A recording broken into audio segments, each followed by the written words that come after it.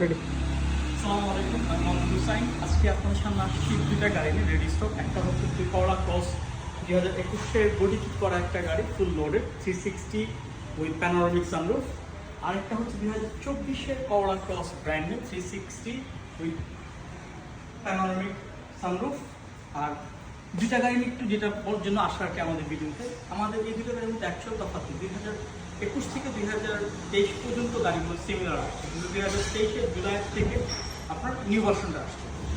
সেটা হচ্ছে একবার বেসিক কিছু জিনিস, এই যেমন আমাদের আগের ভার্সনটাতে সেন্সর সামনে হচ্ছে কি আপনার টোটাল 4টা, 1 2 3 4, আর এটা হচ্ছে টোটাল 6টা, 1 2 3 4।